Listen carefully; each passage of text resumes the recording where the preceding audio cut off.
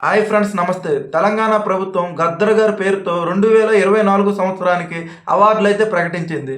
ఈ అవార్డుల్లో ఉత్తమ నటుడు అవార్డు అల్లు అర్జున్ గారికి ప్రకటించారు. అల్లు అర్జున్ గారికి ప్రకటించడంతో అందరూ ఒకంతకి షాక్ అయ్యారు.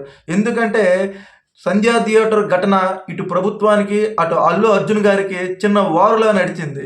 ఇలాంటి తరుణంలో ఈయనకి అవార్డు రావడం, పైగా తెలంగాణ సినిమాటోగ్రఫీ మంత్రి కోమటిరెడ్డి వెంకటరెడ్డి గారు అయితే అల్లు అర్జున్ గారికి సంధ్యా థియేటర్ ఘటనలో ఒక సందర్భంలో ఒక మాట అన్నారు. అల్లు అర్జున్ గారు నటించిన పుష్ప సినిమా ఒక సినిమా అయినా యువతకు ఏం మెసేజ్ ఇస్తుంది, ఇలాంటి స్మగ్లింగ్ సినిమాలు ఏం సినిమా అనుకొని అన్నారు.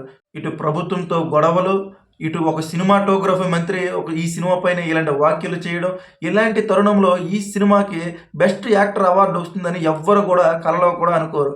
కానీ పైగా ఈ సినిమాలో అల్లు అర్జున్ గారు అయితే బెస్ట్ యాక్టింగ్ ఇచ్చారు. ఈ సినిమాకి అవార్డు ఇవ్వకపోతే ప్రభుత్వం పైన విమర్శలు చేస్తారేమో అనే భయంతో అవార్డు ఇచ్చారేమో అని తెలుస్తుంది. పుష్ప 2 మూవీకి బెస్ట్ యాక్టర్ అవార్డు ఇవ్వడం 100%కి 100% కరెక్టే. పుష్ప 1 కన్నా పుష్ప 2 100 రెట్లు ఎక్కువ యాక్టింగ్ చేశారు.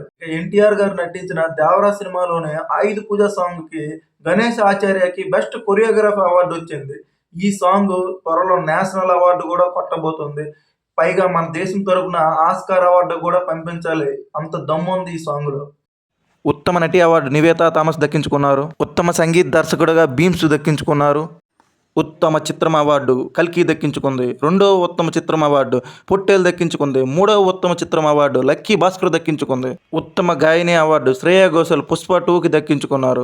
ఉత్తమ గాయకుడు అవార్డు సిద్ధు శ్రీరామ్ దక్కించుకున్నారు, ఊరు పేరు భైరవ కోన చిత్రానికి. ఉత్తమ సహాయ నటుడు ఎస్జే సూర్య సరిపోదా శనివారం మూవీకి దక్కించుకున్నారు. ఉత్తమ గేయ రచయితగా చంద్రబోస్ రాజు యాదవ్కు దక్కించుకున్నారు. Best director award Nag Ashwin కల్కి మూవీకి దక్కించుకున్నారు. కల్కి మూవీకి 4 అవార్డులు దక్కించుకున్నారు.